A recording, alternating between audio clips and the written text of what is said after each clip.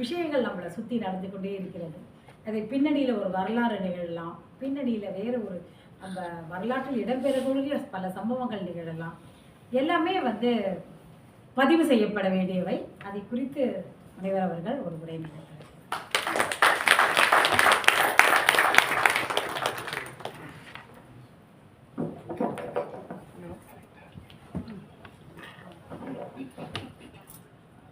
செந்தமிழே உயிரே நருந்தேனே, செயலினை மூச்சினை உனக்களித்தேனே, நைந்தாயினில் நைந்து போகும் என் வாழ்வு நன்னிலை உனக்கெனில் எனக்கும் தானே. அற்புதமான இந்நேர பொழுதில் வாசகர் வட்டம் சார்பாக, சிங்கை வாசகர் வட்டம் சார்பாக நடைபெற்றுக் கொண்டிருக்கின்ற தென்கிழக்காசியாவுடைய அருமையான கல்வி கலங்கரை விளக்கமாக விளங்கக்கூடிய தேசிய நூலகத்தினுடைய 5வது தளத்தில் நிகழ்ந்து கொண்டிருக்கக்கூடிய இந்த வாசகர் வட்டம் இலக்கிய கலந்துரையாடல் நிகழ்ச்சியிலே என்னை அழைத்த வாசகர் வட்டம் குழுவிற்கு என்னுடைய நெஞ்சார்ந்த வணக்கங்களையும் நன்றியையும் தெரிவித்துக் கொள்கின்றேன். மிக அருமையானதொரு தருணம் இது. மிக சிறந்த வகையில் ஒரு நிகழ்ச்சியை இன்றைய நாளில் ஏற்பாடு செய்வதென்பது எவ்வளவு கடினம் என்று எனக்கு நன்றாக தெரியும். ஆனால் மனிதர்களை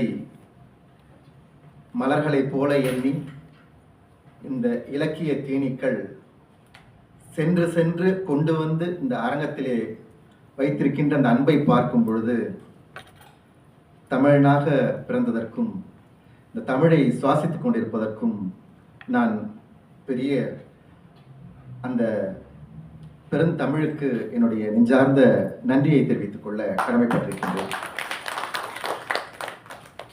அருமையான இந்த தருணத்திலே அரங்கத்திலே என்னை மிக அற்புதமாக 10 ஆண்டுகளுக்கு முன்பு தெரிந்த 12 ஆண்டுகள் குறிஞ்சி அல்லவா, நான் 12 மேடம் அவங்க எனக்கு தெரியும் சொல்லி சொன்னாங்க.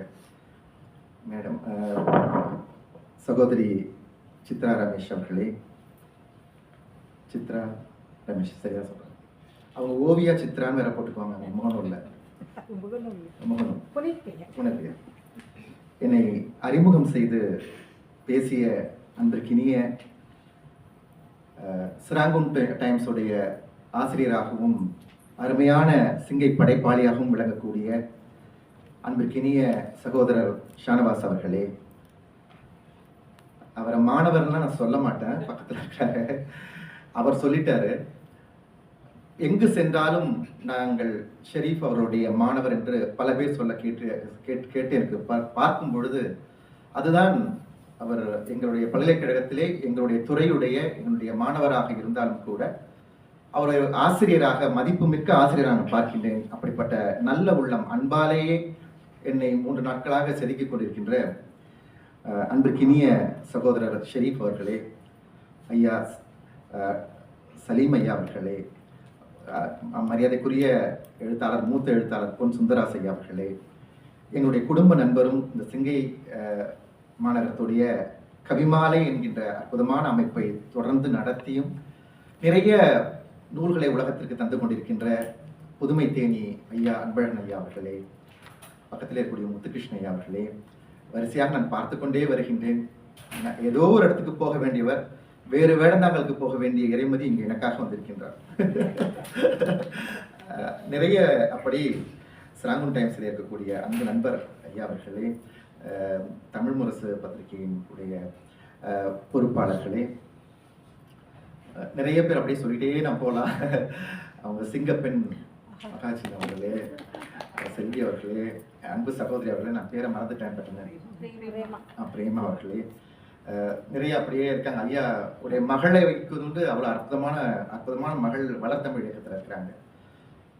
என்னிடம் முனையற்பட்ட ஆய்வு மேற்கொண்டு இங்கே சைவ சித்தாந்த சபையின் சார்பாக என்னை அழைத்தவர் அவர்தான்.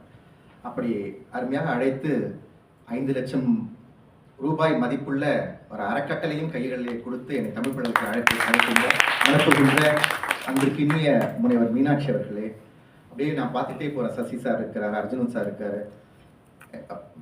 இருக்காரு, வரிசையா மேடம்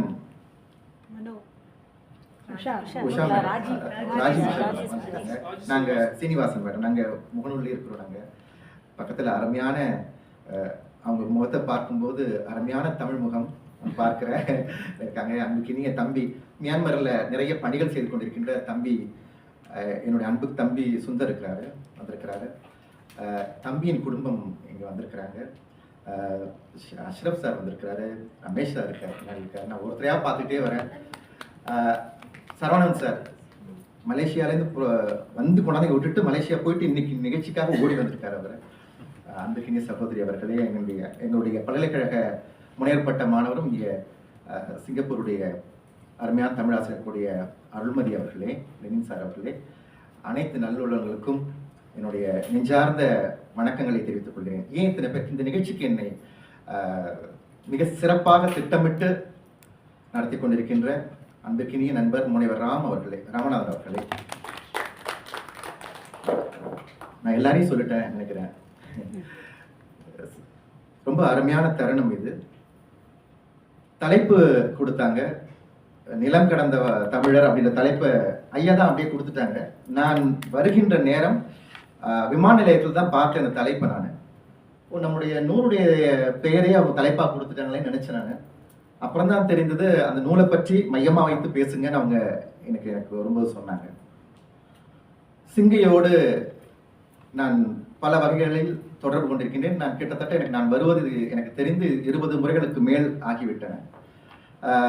சிங்கையோடு எனக்கு இருக்கின்ற தொடர்பு மிக குறிப்பாக இந்த நூலகத்தோடு, இந்த நூலகத்திலே காலை முதல் இரவு மாலை வரை அமர்ந்து படித்து பெற்றதுதான் என்னுடைய முனையற்பட்ட ஆய்வு. இங்கே இருக்கின்ற இந்த அரிய ஆராய்ச்சி கருவூலம் போல உலகத்திலே எந்த நூலகத்திலும் இருக்க முடியாது என்று நான் கருதுகின்றேன். அதிலும் குறிப்பாக இந்த புலம்பெயர் தமிழர்கள் பற்றிய தரவுகள் நம்முடைய தமிழ் பகுதியிலும் சரி, அந்த சவுத் ஈஸ்ட் ஏஷியா என்று சொல்லப்படுகிற அந்த கலோனியல் ஸ்டடீஸ் பக்கமும் சரி, அங்கே இருக்கின்ற தரவுகள் உலகத்துல எந்த நூலகத்திலையும் நான் பார்த்ததே கிடையாது. நான் நிறைய நூலகங்கள்ல என்னுடைய நேரத்தை செலவு பண்ணியிருக்கிறேன். எல்லோரும் குறிப்பாக அவங்க முனைவர் மீனாட்சி சபாபதி அவர்களே நான் ரொம்ப போட்டு நெருக்குவேன், இதை சீக்கிரம் முடிங்க, உங்களுடைய அப்பா சண்முகனாருடைய ஆவி வந்து உங்களை வந்து அழுத்தினாதான் முடிவீங்க உங்களுக்குலாம் சொல்லுவேன். நான் அப்படிலாம் சொல்லி அவங்க நேரத்தை முடிச்சாங்க. ஆனால் அவங்கள தாண்டில அதிகமான காலம் நான் பண்ணுவேன். கிட்டத்தட்ட 8 ஆண்டுகள் நான் என்னுடைய முனையற்பட்ட ஆய்வு பண்ணேன். நான் காரணம் வந்து நாடாக போய் தேடி எடுத்தது தான் இந்த மலையா தமிழர் சரித்திரம். அது சிங்கை அடங்கிய மலையா தமிழர் சரித்திரம். அது முனையற்பட்ட ஆய்வை பிற்காலத்தில் வந்து நான் கொஞ்சம் ஒரு பகுதியை நூலாக வெளியிட்டேன். அதிலிருந்து ஒரு பகுதியை எடுத்து தான் சயாம் பர்மா மரண பாதை என்ற அந்த ஆவணப்படத்தை எடுத்து நான் வர இயலாத சூழலில் அந்த பொறுப்பை எடுத்துக்கிட்டு அவங்க கவிஞர் சித்ரா மகேஷ் அவங்க தான் எழுத்தாளர் தான் அது பொறுப்பு எடுத்து அந்த வாசகர் வாயிலாக அதை இந்த சிங்கை மண்ணிலே அவர்கள் வெளியிட்டார்கள். தமிழர்களுடைய கதைகள் என்பது அது இந்த உலகத்திற்கு அண்மை காலமாக வெளிவந்து கொண்டிருக்கின்றன. இந்த கதைகளுடைய உள்ளே இருக்கக்கூடிய சாரம் வெளிவந்து கொண்டிருக்கின்றது. ஆனால் தமிழர்களை உடைய இந்த கதைகளை அவர்கள் கடல் கடந்த அந்த பெருங்கதைகளை இந்த பெருங்கடல் நினைவு வைத்துக் கொண்டிருக்கிறது. ஒரு பெரிய கருவூலம் போல தாங்கி இருப்பது இந்த பெருங்கடல் தான். அப்படி கண்ணீர் துளிகளை சிந்தி சென்ற தமிழர்களையும் அந்த கடல் பார்த்தது உண்டு. ஆரம்ப காலங்களில் கிட்டத்தட்ட ஒரு 2500 ஆண்டுகளுக்கு முன்பு வணிகர்களாகவும் பண்பாட்டு தூதர்களாகவும் உலகெங்கும் சென்ற தமிழர்களை இந்த கடல் சந்தித்தது உண்டு. இடைக்காலத்திலே வெற்றிவேல் வீரவேல் என்று ராஜேந்திர சோழனுடைய படைகள் 1000வது ஆண்டு வெற்றிவேல் வீரவேல் என்று வேல்களையும் வாள்களையும் ஏந்தி கொண்டு தமிழர்கள் கிட்டத்தட்ட 7 ஆண்டு காலம் இந்த தெற்கு தென்கிழக்கு ஆசிய நாடுகளில் பல நாடுகளை பிடித்து இருமார்ந்த அந்த உள்ளத்தோடு ராஜேந்திர சோழனுடைய படைகள் அந்த புலிக்கொடி பதித்த அந்த கொடிகள் காற்றிலே கடல் காற்றிலே அலை வீச படபடத்து பறக்க தமிழுடைய வீரத்தை நிலைநாட்டிய கடல், இந்த ஒளிகளையும் கேட்ட கடல் இந்த கடல் தான். இதில் எந்த கதையை இந்த பெருங்கடல் நினைவு வைத்திருக்கும்? நாம் வணிகர்களாக பாய்மரத்து கப்பலை விரித்து சென்ற அந்த காலத்தையா, இல்லை இடைக்காலத்தில் நாம் வீர வேல்களை ஏந்தி கொண்டு அந்த கடலிலே சென்ற அந்த வீர சாகச கதைகளையா, இல்லை எல்லா வரலாற்றையும் மீறி எந்த கடலிலே நாம் வணிகர்களாக கலங்களை செலுத்தி கொண்டு சென்றோமோ, எந்த கடலிலே நாம் வீர சாகசங்களை எல்லாம் சொல்லிக் கொண்டு சென்றோமோ, அதே கடலிலே ஐயோ என்று அழுது கொண்டே தாய்நாட்டை விட்டு புறப்பட்டு லட்சக்கணக்கான தமிழர்கள் உலகெங்கும் இருக்கக்கூடிய 35 நாடுகளுக்கும் தீவுகளுக்கும் பறந்து சென்றார்களே. நாட்டை நினைப்பாரோ எந்த நாளினில் போயதை காண்பதென்றே அன்னை வீட்டை நினைப்பாரோ துன்ப கேணியிலே எங்கள் பெண்கள் அழுத சொல் மீட்டு முறையாயோ தெற்கு மா கடலுக்கு நடுவினிலே அங்கோர் கண்ணற்ற தீவினிலே தனி காட்டினிலே பெண்கள் அழுது புலம்புகின்றார். அவர் விம்மி விம்மி விம்மி விம்மி விம்மி அழுக்குரல் கேட்டிருப்பாய் காற்றை என்று பாரதி பாடினானே, அந்த கதையை பெருங்கடல் நினைவு வைத்திருக்குமா என்ற கேள்வியோடு தான் இந்த நூலை நான் படைக்க தொடங்கினேன். கிட்டத்தட்ட முதல் நூலுக்கு அந்த மலையா தமிழ் சரித்திரம் என்பது என்னுடைய 3வது நூல். கம்பன்ல மானுடம் பாடிய வானம் பாடுகின்ற வேறு நூல்கள் எழுதினாலும் இந்த அயலகத் தமிழர் பற்றிய என்னுடைய 3வது நூல் இந்த நூல். இடையில் கேட்டிருப்பாய் காற்றே என்ற ஒரு நூலும் பாவை NCBH வெளியீடாக வந்திருக்கின்றது. மிக குறிப்பாக தமிழர்கள் வெவ்வேறு காலங்களில் சென்று, தமிழர்கள் தான் உலகத்துல 2 இனங்கள் மட்டும்தான் இந்த கடலை பற்றி அறிந்து கொண்ட இனங்கள். ஒன்று பினிஷியர்கள் என்று சொல்லப்படுகின்ற இன்றைய சிரியா மக்கள். அவர்கள்தான் கடலிலே எப்படி செல்வதென்று அறிந்து கொண்ட அந்த மத்திய தரைக்கடல் நாடுகளிலே இருந்த ஒரு இனம். அதற்கு பிறகு என்று சொல்லுவோம் இணையாக இருக்கக்கூடிய மற்றொரு இனம் என்று சொன்னால் நாம் தான். எந்த பகுதியிலிருந்து காற்று வீசுகிறது, இந்த காற்றை கணிக்கின்ற வல்லுநர்கள் தமிழகத்தின் சோழமண்டல கடற்கரைகளிலே எப்போதும் இருந்து காற்று தங்கள் உடம்பிலே எப்போது எந்த திசையிலிருந்து படுகிறது என்று அறிந்து கொண்டு இது எவ்வளவு காலம் வீசும், இந்த பாய்மரத்தை விரித்தால் இது எத்தனை நாட்களுக்குள் இந்த ஊருக்கு போய் சேரும், நாட்டுக்கு போய் சேரும் என்பதெல்லாம் கணித்து அறிகின்ற அறிவு படைத்த தமிழர்கள் அன்றைக்கு இருந்தார்கள். அவர்கள் சொன்ன வழியிலே வணிகர்களுடைய குழுக்கள் சென்றன. எல்லா பொருட்களையும் ஏற்றிக்கொண்டு போய், உப்பையும் மிளகையும் ஏற்றிக்கொண்டு போய் தங்கத்தை வாங்கி வந்த முதல் இனம் நம்மிடம். உப்புக்கும் மிளகுக்கும் அவன் என்ன சொல்லி விற்றான்னு கேட்டா, மிளகு என்பது பிளாக் கோல்டு என்று சொன்னார்கள். அவர்கள் கிரேக்கர்கள் வைத்த பேர் மிளகுக்கு பிளாக் கோல்டு தான். ரப்பருக்கு ஒயிட் கோல்டு என்றும் மிளகுக்கு பிளாக் கோல்டு என்றும் அவர்கள் பெயர் வைத்திருந்தார்கள். அந்த பிளாக் கோல்டை வாங்கிக்கிட்டு அவன் அந்த உண்மையான கோல்டு, இந்த தங்கத்தை அவன் கொண்டு வந்தாங்க. ஒரு காலகட்டத்துக்கு பிறகு ரொம்ப அதிகமாக தங்கத்தை இவர் நுகர்கிறார்கள் என்று தெரிந்த பின்பு தங்கத்தை தமிழர்களுக்கு விற்கக்கூடாது என்ற ஒரு பெரிய தடையே மேற்குலக நாடுகள் யவனத்திலும் கிரேக்கத்திலும் தடை விதிக்கப்பட்டது. அதற்கு பிறகுதான் அவர்கள் தேடி வந்த பகுதிதான் சுவர்ண தீபம் என்று சொல்லப்படுகின்ற தென்கிழக்காசியா. அப்படி தேடி வந்து தங்கத்தை தேடி வந்தார்கள். வாசனை பொருட்களை கொண்டு போய் பல நாடுகளிலே கொடுத்து விட்டு மீண்டும் மீண்டும் தங்கத்தை எடுத்துக்கொண்டு வந்தார்கள், தமிழ்நாட்டுக்கு கொண்டு போய் சேர்த்தார்கள். அப்படி வந்தும் கூட இத்தனை கடைகள் தமிழ்நாட்டுடைய வீதிகளிலே தங்க கடைகள் இன்னும் இருக்கு. தங்க மோகம் என்பது இன்னும் குறையவே இல்லை. அப்படி வந்தாலும் சரி, சிங்கப்பூருக்கு போறீங்களே, பவுன் வாங்கிட்டு வந்தீங்களா, வரீங்களான்னு கேட்குறாங்க. அப்படி தங்க மோகம் அதிகமாக வைத்திருக்கின்ற தமிழர்கள். ஆனால் ஏன் கேட்டால் தங்க தமிழர்கள், அவருடைய மனமும் தங்கம், உள்ளமும் தங்கம், உடலும் தங்கம், அவருடைய குணமும் தங்கம், பண்பும் தங்கம். அதனால தான் அப்படி இருக்கிறார். இப்படி பல கதைகளை ஏந்திய செய்திகளை இந்த நூலிலே நான் அதிகமாக வைத்திருக்கின்றேன். ஆனா ஒரு விடயம், ஆரம்ப காலத்துல போனவங்க தமிழர்கள் எப்போதும் பாமரர்களாக இருந்தார்கள் என்ற அந்த செய்தி நான் எப்போதும் ஒப்புக்கொள்வதே கிடையாது. எந்தெந்த நாட்டுக்கு சென்றானோ அந்தந்த நாடுகளுக்கு தமிழ் பெயர்களை சூட்டுவது அவனுக்கு வழக்கமாக இருந்தது. உண்மையிலேயே சுவாமி சத்யானந்தா அவர்கள் சொல்கிறார்கள், மலேசியாவுக்கு பெயர் வந்ததுக்கு காரணமே மலைகள் சூழ்ந்த நாடாக இருப்பதால் மலைநாடு என்று பெயர் வைத்தான். அதுவே காலப்போக்கில் அது மலாயாவாக மாறியது. அதிலிருந்து 3 இனங்கள் சேர்ந்து வாழ்கின்ற மலேசியாவாக இன்றைக்கு மாறி இருக்கிறது. இந்த மலாயா என்று பெயர் சூட்டியவன் தமிழ். அவன் பார்க்கிற இடத்துல எல்லாம், இந்த ஸ்லாங்கூர்னு ஒரு ஊர் இருக்கும், அதுக்கு உண்மையான பெயர் சலங்கை ஊர். அந்த சலங்கை ஊர் தான் காலப்போக்கில் ஸ்லாங்கூரா மாறிடுச்சு. நீங்க நிறைய சொற்கள் மலாய் மொழியில் இருக்கக்கூடிய பல சொற்களை நீங்கள் கீழே பார்த்தீங்கன்னா அது அதோடைய வேர்கள் பார்த்தீங்கன்னா தமிழாக தான் இருக்கும்.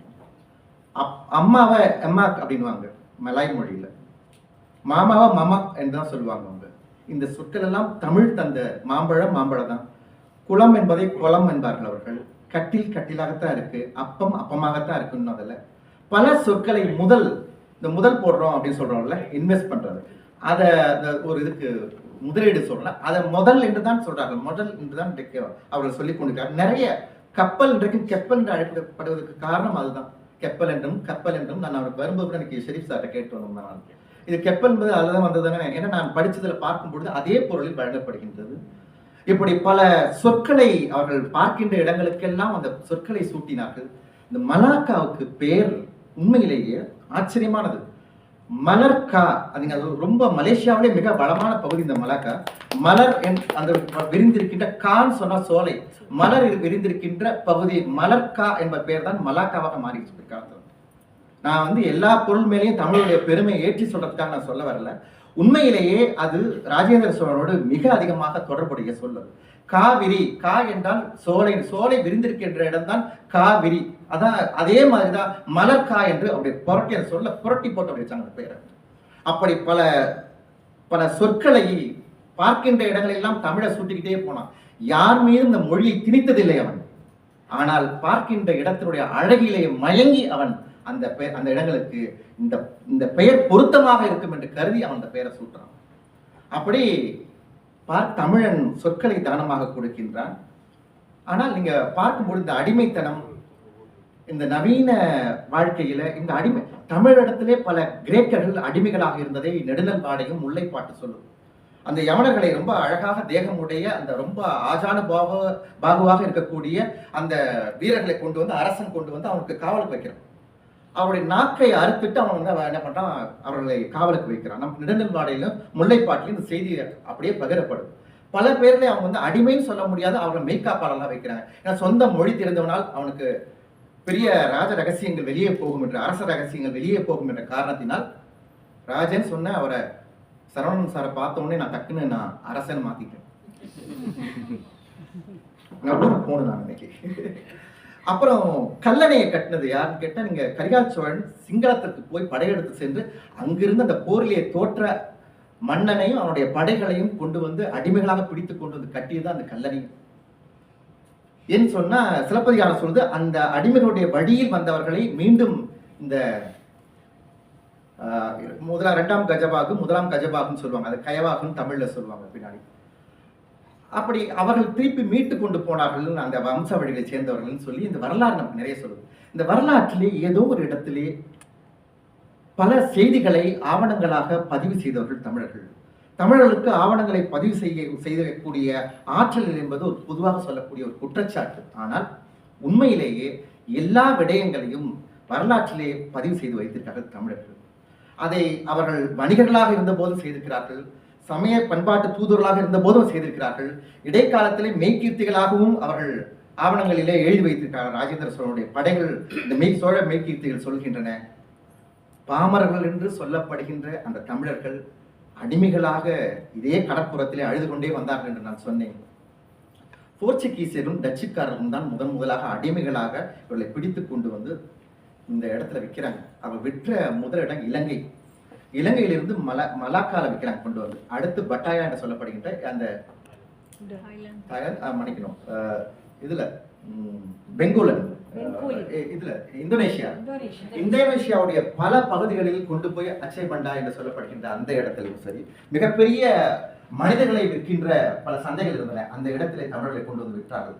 காரணம் ஒன்றே ஒன்றுதான், தமிழ்நாட்டிலே தமிழ்நாட்டை பிடித்த அந்த பஞ்சங்கள். 15ஆம் நூற்றாண்டிலிருந்து தமிழ்நாட்டை வேறு மன்னர்கள் ஆண்டு கொண்டிருந்த காலத்திலே தமிழ்நாட்டை பிடித்த அந்த பஞ்சங்களிலிருந்து தப்பித்துக் கொள்வதற்காக தங்களை தாங்களே விற்றுக் கொண்டவர்கள், தங்கள் பிள்ளைகளை விட்டுவிட்டு தங்களை அந்த போர்ச்சுகீசியர்கள் விட்டு விட்டவர்கள். போர்ச்சுகீசியரும் டச்சுக்காரர்களும் அதிகமானவர்களை கொண்டு வந்தார்கள். மிக முக்கியமாக போர்ச்சுகீசியர்கள் கடலிலே துடுப்பு போடுவதற்கும் இந்த கடலிலே பல பணிகளை செய்வதற்கும் கப்பலிலே பல பணிகளை செய்வதற்கும் தமிழர்களை அழைத்துக் கொண்டு வந்தார்கள். டச்சுக்காரர்கள் தமிழர்களை கூறுகளாக கட்டி கட்டி கொண்டு வந்து 3 தமிழர்கள் ஒரு பக்கோடா இருக்கும். ஒரு பக்கோடா என்பது ₹1 அந்த காலத்தில்.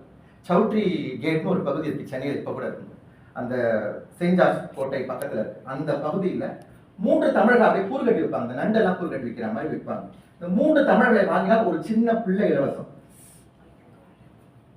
இதெல்லாம் ரொம்ப அருமையாக மெட்ராஸ் இந்த ஓல்டன் டைம் அப்படின்ற ஒரு நூல்ல ரொம்ப இதுக்கு அதை படிச்சுன்னா நீங்க தூங்கவே மாட்டீங்க. நான் கிட்டத்தட்ட 2007-08 அதை அதை என்னுடைய ஆய்விட முடிக்கும் போது 2002 2003 நான் இங்கிலாந்துல தான் இந்த நூலை நான் முதலாக எடுத்து வந்தேன்.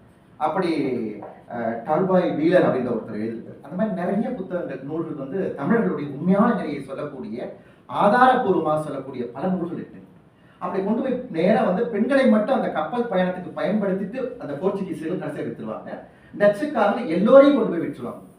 அப்படி சந்தைகளிலே தமிழன் விற்கப்பட்டான். எந்த கடற்புறத்திலே இருமாந்து சென்றானோ அதே கடற்புறத்திலே அவன் விற்றான். ஆனா அழுது கொண்டே இருந்தாலும் உழுது கொண்டே இரு அப்படின்னு சொல்லி ஒரு சொலவடை உண்டு தமிழ்நாட்டுல. அப்படி உழவன் என்பவன் எவ்வளவு அழுது கொண்டே இருந்தாலும் தான் வைத்திருக்கின்ற நிலத்தை தரிசாக போடவே மாட்டான். ஏன்னா அழுது கொண்டே இருக்கக்கூடிய வாழ்க்கையாக இருந்தாலும் சரி, உழுது கொண்டே இருக்கக்கூடிய பணியை நிறுத்தக்கூடாது. ஏனென்று சொன்னால் இவன் அந்த பணியை நிறுத்திவிட்டால் உலகத்திலே மக்கள் அழ ஆரம்பித்து விடுவார்கள். ஆக அந்த நல்ல உள்ளத்தினால் இந்த செயல்களை எல்லாம் எப்போதும் தனக்கு துயரம் வந்தாலும் கூட அடுத்தவருடைய கண்ணீரை துடைப்பதற்காக தன்னுடைய கரங்களை நீட்டுவதற்கு தமிழர்கள் தயங்கியதே இல்லை என்பது பெரிய வரலாறு. அதுதான் இன்றைய ஞாயிற்றுக்கிழமை பொழுதிலே இங்கே கொண்டு வந்து உங்களை உட்கார வைத்திருக்கிறது, என்னை கொண்டு வந்து இங்கே சேர்த்திருக்கிறது. இவ்வளவு பெரிய பெருமக்கள் நரகத்துல நான் பார்க்கிறேன். எல்லாரும் ஒவ்வொரு துறையில பெயர் போனவர்கள், எழுத்தாளர்கள், படைப்பாளர்கள், இவர்களெல்லாம் கொண்டு வந்து சேர்த்திருப்பது இந்த தமிழ் தான். அந்த செய்தி எப்போது வரலாற்றிலே இந்த பாமரர்கள் சொல்லுகின்ற அந்த தமிழர்கள் பஞ்சம்னு நான் சில செய்திகளை மட்டும் சொல்லிட்டு நான் நேராக போயிடுறேன். நான் இன்னொரு எவ்வளவு நேரம் பேசலாம்?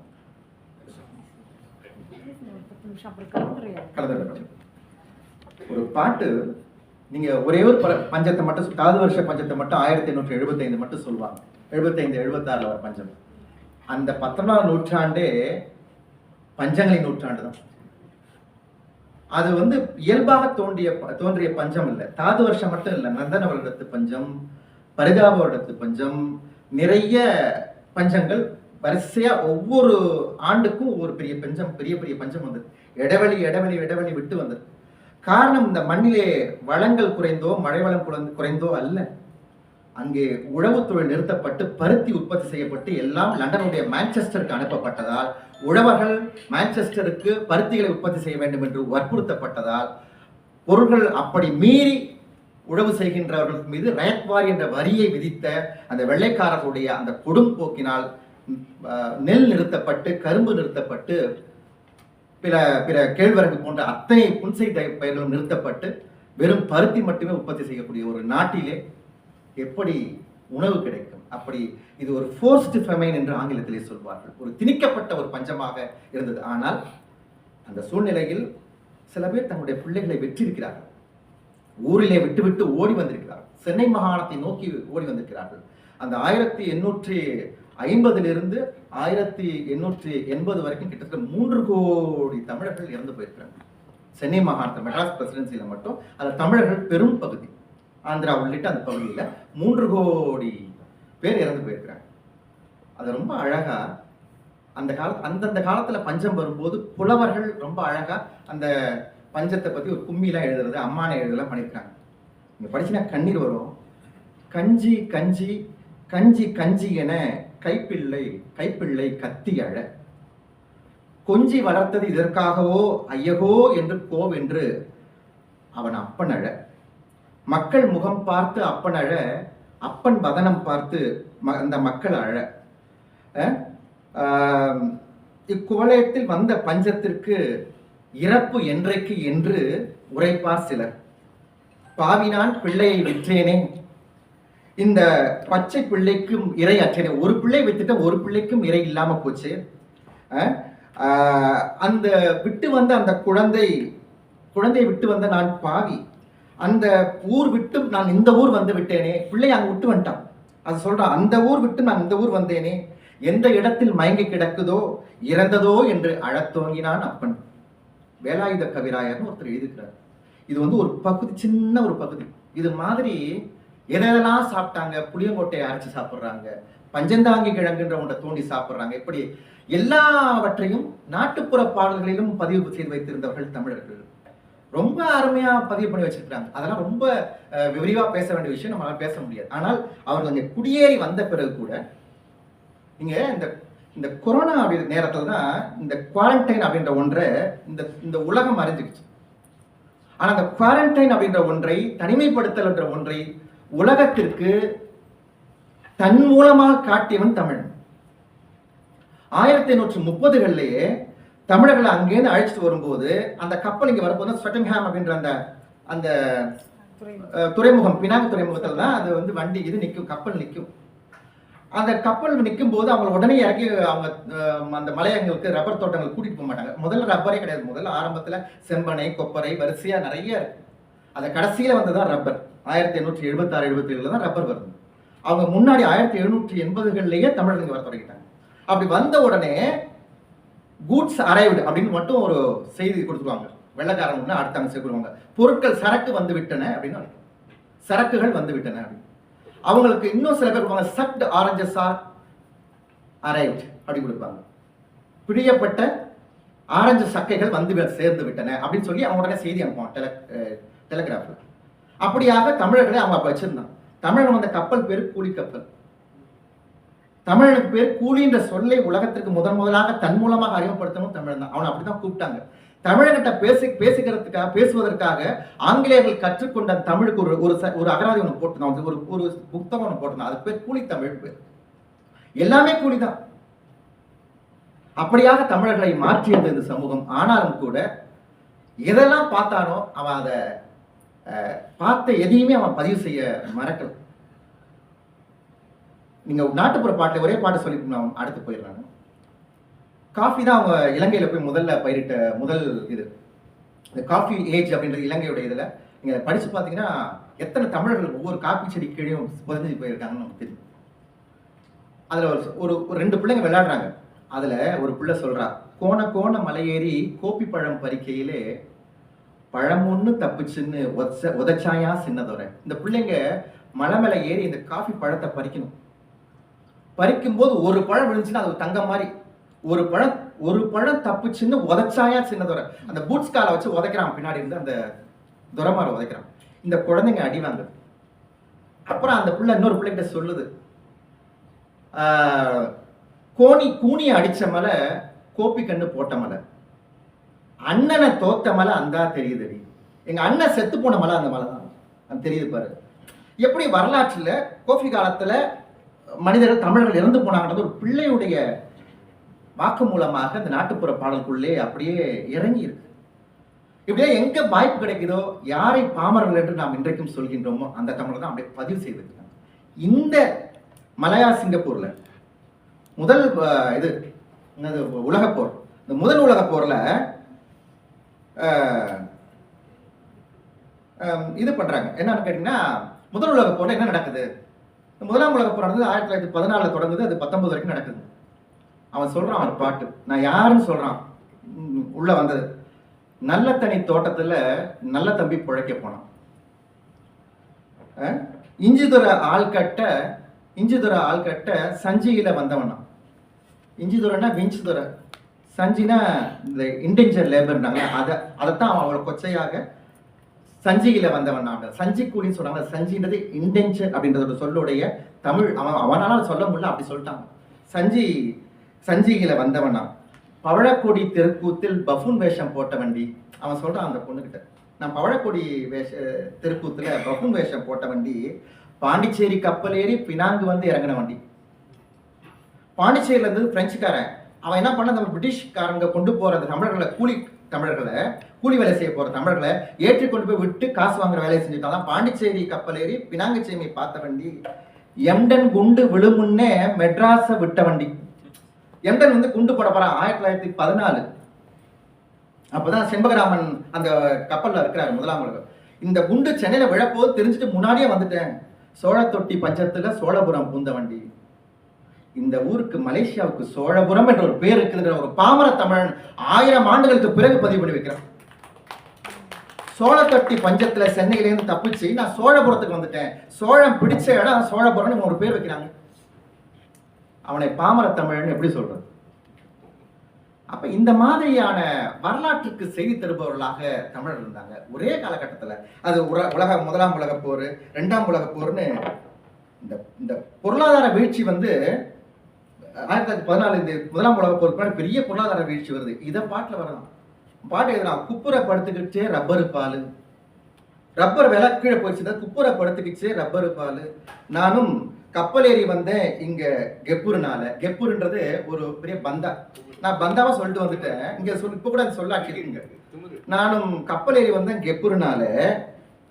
ரப்பர் பாலே, அந்த ரப்பர் பால் டப்பிங்க கிட்ட நான் அல்லூர் வெட்ட இந்த இது விழுந்ததுனால இந்த ரப்பர் தோட்டத்தில் வேலை செய்யறதை விட்டுட்டு டைப்பிங்ல போய், தப்பிங்னா டைப்பிங்ல போய் நான் அல்லூர் வெட்டுறேன், இந்த கால்வாய் வெட்டுற வேலைக்கு போனேன்.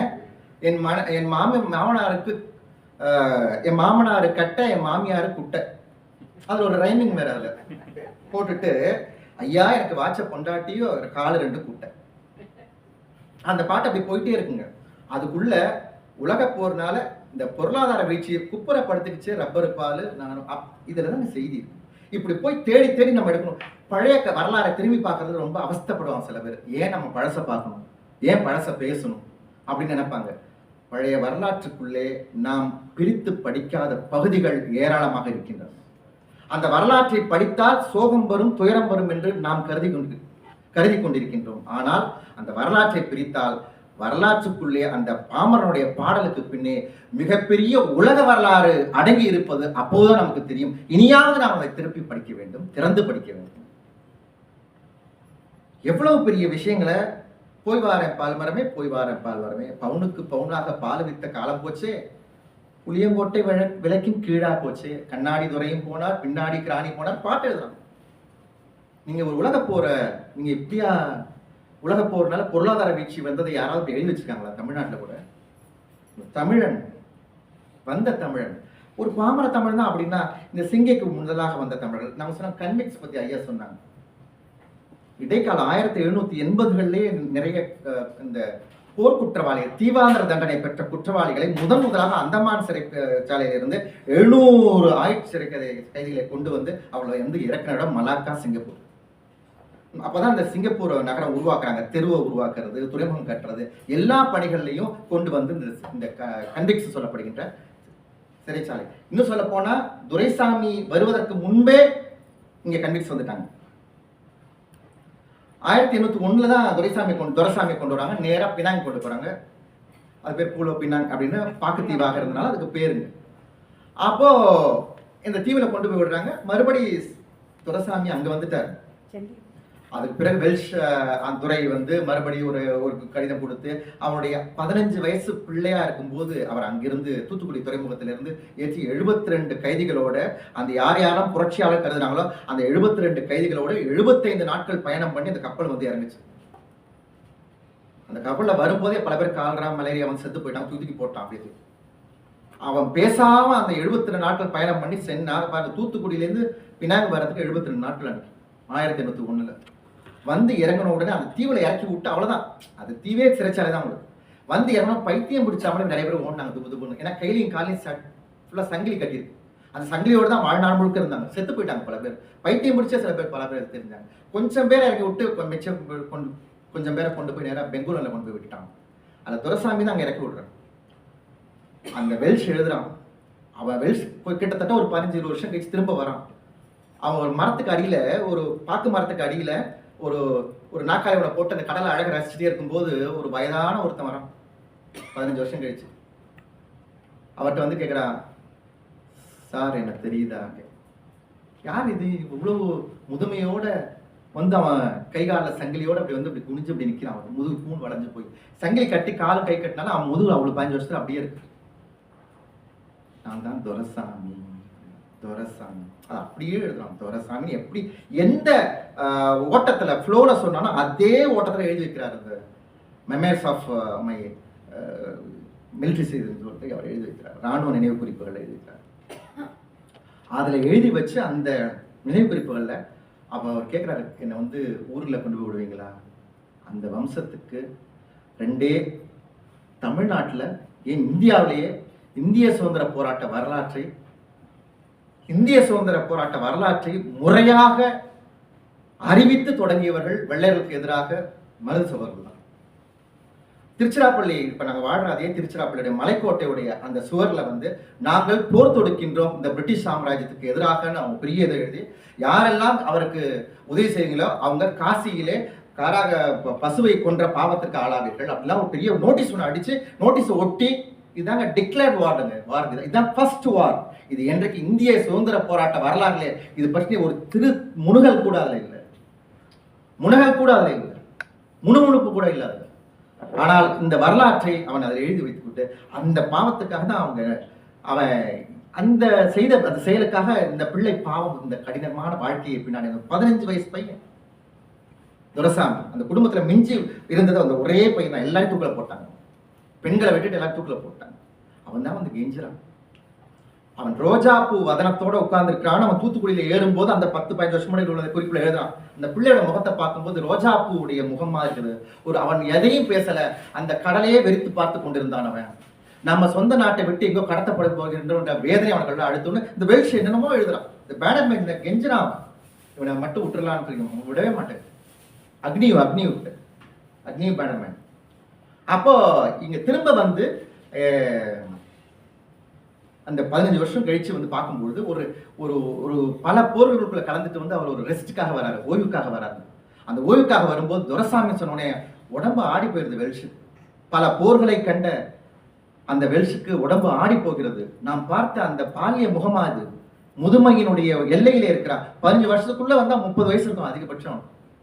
அதுக்கு பிறகு என்னை விடுவிக்க முடியுமா கேட்கிறான். உன்னை விடுவிக்கக்கூடிய அந்த பொறுப்பு என்கிட்ட இல்லை, நான் ஒரு அதிகாரியாக இருந்து செய்யக்கூடாதுன்னு சொல்லி அவன் சொல்றான். அதற்கு பிறகு அவனுடைய மனைவி ஒரு பெரிய பின்னாடி ஒரு சின்ன வேலை செஞ்சது வெல்ஷ் பெரிய அவங்க மனைவி மாட்டேந்து 15 வயசு முன்னாடி கல்யாணம் வச்சுட்டாங்க. அவர் கடிதம் வாங்கிட்டு வந்து அதை அங்கே கொடுத்து மறுபடியும் வந்து சிவமைக்குள்ள வந்து குறுகின காலத்தில் செத்து போயிடுறாரு அந்த துரைசாமி.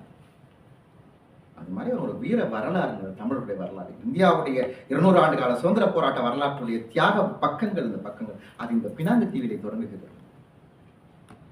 இந்த ஒன்றுபட்ட நாடாக இருந்த இந்த தென்கிழக்காசியாவுடைய ரொம்ப அழகான சிங்கப்பூர் தான். ஐஎன்ஏல வரும்போது சிங்கப்பூர் தான் உலகத்துக்கே வழிகாட்டு. என்றைக்கு இந்த வரலாறு எழுதப்படுமோ சாதாரண விடயமாக சிங்கப்பூர் மட்டும் வழிகாட்டல. நாளைக்கு குண்டு விழுது 2ஆம் உலக போர்ல. போச்சுதடி ஞானத்தங்கமே மன்னன கிடங்கு மேல விழுது. போச்சுதடி ஞானத்தங்கமே, நம்ம பொருட்கள் எல்லாம் போச்சுதடி ஞானத்தங்கமே, அது என்ன முடியாது ஏட்டில் அடங்காது. மண்ணெண்ணை தாங்கிய சிங்கப்பூர் அது மண்ணோட மண்ணாக போச்சுது சிங்கப்பூர். அந்த சிங்கப்பூர் ஜப்பான் ஷெல் அடிக்கிறான் பாருங்க, அதை வந்து ஒரு பாட்டா எழுதி வச்சுக்கிறாங்க. சிங்கப்பூர் தமிழர்கள், இந்த துறைமுகத்துக்கு வந்த தமிழர்கள், இன்னும் சொல்ல போனால் பல 1870களுடைய கடைசியிலேயே பல பேர் இங்க வந்து பத்திரிகைகளை தொடங்குறாங்க. பர்மாலி இங்கே தான் தொடங்குறாங்க, சிங்கப்பூர்லேயும் தான். இந்த பத்திரிகைகள் தான் தென்கிழக்கு ஆசியாவிலே பல துறைமுகங்கள், பல கலங்கரை விளக்கங்கள். ஆனால் இந்த கலங்கரை விளக்கங்கள் தான், பத்திரிகைகள் தான் தமிழர்களுக்கு ஒளி வெளிச்சம் பாய்ச்சி கலங்கரை விளக்கங்கள். அந்த தமிழர்கள் சிங்கைக்கு வந்த தமிழர்கள் சும்மா இருக்கவில்லை. அவர்கள் தமிழ் பணியையும் சேர்த்து வாழ்க்கையிலே செய்து கொண்டே இருந்தார்கள். அதனால்தான் இந்த தளத்திலே 5வது தளத்திலே உட்கார்ந்து நீங்களும் நானும் பேசிக்கொண்டே இருக்கின்றோம்.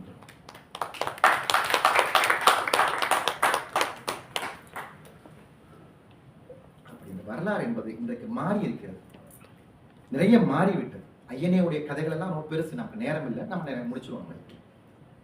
இந்த கதைகள்லாம் பெருசு. அதற்குள்ளதான் சயாம் பர்மா மரண வைப்பாங்க. ஒரு 10 ஆண்டுகள் ரொம்ப ஓடி போய் பல நாடுகளில் எடுத்த படம் உலக திரைப்பட விழாவிலே 2 பரிசு வாங்குச்சு. சிறந்த இயக்கத்துக்கு ஒரு பரிசும், சிறந்த அந்த கதை அமைப்புக்காக ஒரு பரிசு. அது கதை அல்ல, அது நிஜம், உண்மை, சுடும் உண்மை. அது அதை மறுபடியும் எங்கேயாச்சும் ஏன்னா அந்த எந்த இடத்துல நம்ம போட்டாலும் அந்த இடத்துல வந்து அந்த அரங்கத்தை விட்டு வெளியே யாரும் போக மாட்டாங்க. ஏன்னா கண்ணீர் கரை புரண்டு ஒரு எப்படிப்பட்ட 80 ஆண்டுகள் ஆகுது. இந்த ஏப்ரல் 25 வந்துச்சுன்னா 80 ஆண்டுகள் சரியா. அந்த அந்த நினைவில் ஆன்சாக் டே கொண்டாடுவாங்க ஆஸ்திரேலியாவில், அமெரிக்காவில், நியூசிலாண்டில், கனடாவில். இப்படி ஒரு நாள் தமிழனுக்காக இல்லவே கொடுமை இல்லவே பெரிய கொடுமை உண்டு. அந்த நாளில் தான் நாங்கள் அதை யூடியூப் இணையதளத்தில் நாங்கள் அதை அங்கே சென்னையில் நாங்கள் தஞ்சாவூர்லேருந்து சென்னையில் வந்து அங்கே அதை விளையாட்டு செய்ய போகிறோம். அதில் சில மாறுதலும் உள்ளே நாங்கள் பண்ணிட்டோம். நமக்குள்ள நான் பண்ணி அதை கொஞ்சம் சில தரவுகளையும் உள்ளே போட்டு அந்த படத்தை இப்படியான ஒரு சூழ்நிலையில் தான் இந்த தமிழ் இனம் இன்றைக்கு வந்து, ஆனால் வாழ்க்கை வரலாற்றிலே உண்மையான உழைப்பிற்கு, உண்மையான செயல்பாட்டிற்கு எப்போதுமே பின்னடைவு ஏற்படாது. தமிழர்கள் தாம் விழுந்தாலும் கூட தமிழை வீழாமல் காப்பாற்றிக் கொண்டே வருகின்றார்கள். இந்த சிங்கப்பூரே ஒரு பெரிய உதாரணம். சிங்கப்பூருடைய இந்த வாழ்க்கையில நீங்க யோசிச்சு பாருங்க, இத்தனை பேர் ஆசிரியர்கள் இருக்கீங்க, இத்தனை பேர் பல்வேறு பணிகள் இருக்கிறீங்க, வெவ்வேறு வேலையில இருக்கீங்க. நீங்க ஒவ்வொரு நேரத்தையும் உங்க முதலீடு செஞ்சு அந்த முதலீடு எல்லாம் காசா வரும். ஆனா இந்த ஒரு ஞாயிற்றுக்கிழமை மாலை வந்து ஒரு 2 மணி நேரம் உட்காந்துருக்கீங்க. ஒரு மலேசியால இருந்து ஓடி வர்றாரு, அவர் இருக்கிற வீடெல்லாம் பார்த்தா அவங்க ஜூராங்கில் இருக்கிறாங்க, அப்படி ஓடி வர்றாங்க. காலையில் ஒரு நிகழ்ச்சி, அங்கே ஒரு நிகழ்ச்சி, இத்தனை நிகழ்ச்சிகளுக்குள்ள அத்தனை பேர் வராங்க. சின்ன வயசு இந்த பையன் சுந்தர் வராரு, அங்கே இதில் திரிகிறார். அவர் பாட்டு மியான்மாருக்குள்ள அவரும் நிறைய பணிகளை மாணவர்கள் எடுத்து பண்ணிட்டு இருக்காரு. இந்த வளர்தமிழ் இயக்கம் மூலமாக நிறைய செய்ய போறேன்னு அவர் சொன்னார். நேற்று ரொம்ப மகிழ்ச்சியா. ஏன் இப்படி உட்கார்ந்து எழுதிக்கிட்டே இருக்கிறாங்க இந்த பெருமக்கள் எல்லாம்? எப்படி நாள்தோறும் இங்கே நடக்கக்கூடிய தமிழ் நிகழ்வுகள்லாம் அப்படியே பதிவேற்றம் செஞ்சுக்கிட்டே இருக்கிறாங்க. இங்க தமிழ்நாடு இந்த நாட்டுக்கு வாழ வந்தாலும் கூட நம்மளுடைய மூதாதையர் நாடு இருக்கு, அந்த நாட்டில் இருக்கக்கூடிய அந்த நாட்டினுடைய பண்பாடு வளரணும்னு அவங்களும் அது ஒரு அறக்கட்டளை தொடங்குறாங்க. அங்க வந்து உட்கார்ந்து இந்த வேலையை செய்யறாங்க. எத்தனையோ பேர் எவ்வளவு நோன்பு வச்சாங்க, எத்தனை பேர் பெருமக்கள் இப்படி இருக்கிறாங்க. எல்லாம் வயிற்றிலே பசி இருந்தாலும் செவிக்கான உணவுக்காக வந்திருக்காங்க. இறைவனுக்காக அந்த ஒரு நாளையும் அந்த இதை கொடுத்தாங்க. ஆனால் தமிழ் மொழிக்காக தங்களுடைய விழிகளையும் இதயத்தையும் கொடுத்தாங்க. இதுதான் இந்த வாழ வைக்குது. நம்ம இத்தனை பயணங்களை கடந்து வந்து நாம் இன்றைக்கும் இந்த தமிழ் மொழியை இந்த இடத்துல பார்க்கும்போது நேரத்தில் எனக்கு ரொம்ப மெய்சிலிப்பா இருந்தது. இந்த இடத்துல பார்க்கும்போது எனக்கு இந்த பிள்ளைங்கள்லாம் திரைப்பட பாடலுடைய எந்த தாக்கமும் இல்லாமல் அவருடைய நேரத்தை வெளிப்படுத்தினாங்க. இது தாமே எழுதிய ஒரு கவிதையை, ஒரு பாடலை இசையமைத்து ஆசிரியர் கொடுக்கறதுக்கு ஒரு 25-30 பிள்ளைங்க சேர்ந்து பாடினாங்க. அப்படியே முன்னாடி உட்கார்ந்து தன்னை மறந்து இங்க ஒரு கர்நாடக கச்சேரி இதுல வந்து ரொம்ப அந்த சங்கீத மேதை பாடும்போது கீழே முன்னாடி சபாஷ் அப்படின்னு தன்னை அறியாம அந்த மாதிரி ஒருத்தர் முன்னாடி உட்கார்ந்துக்கிட்டு அவர் பாட்டு அவர் ஆஹா ஆஹான்ட்டே இருந்தார். நான் இவரை பார்க்கறதா அங்க பார்க்கறதா எனக்கே தெரியல. அவ்வளவு இந்த ருசிகரமான நிமிடங்கள் வாழ்க்கையில். அது யோசிச்சு பாருங்க, நம்ம எவ்வளவு தமிழர்கள் இருக்காங்க. இந்த பல நாடுகளை சென்று பல நாட்டு தமிழர்களை சந்திக்கக்கூடிய வாய்ப்பு, தமிழ் படிச்ச நமக்கு அந்த வாய்ப்பு. ஏன்னா தமிழை வந்து எடுத்துட்டு போறதுக்கான ஒரு பெரிய வாய்ப்பை தமிழனை நமக்கு பிச்சையாக இட்டிருக்கிறார். அதுதான் இந்த மொழி வந்து ஒரு சாதாரண மொழி இல்லை. அதனால அடுத்தடுத்த தலைமுறைக்கு இதை எடுத்துட்டு போகணுன்றது தான் உண்மையான விஷயம். ஆகவே நாம் நிலம் கடந்து வாழ்ந்தாலும் மொழியை கடந்து எப்போதும் வாழ்வதில்லை. சென்ற இடங்களெல்லாம் மொழியை விதையாக விதைத்து அறுவடை செய்து அந்த மண்ணிலே மேலும் தமிழ் மொழியை வாழ வைக்கக்கூடிய தமிழர்களாக நீங்களும் பிற நாட்டு தமிழர்களும் வாழ்வதால் தான் இந்த மொழி என்றைக்கும் வாழ்கிறது. இந்த மொழிக்கு என்றைக்கும் அழிவே இல்லை. இது நான் ஒரு ரொம்ப அதீதமான நிலையில சொல்லவில்லை. இது சத்தியம், சத்தியம்.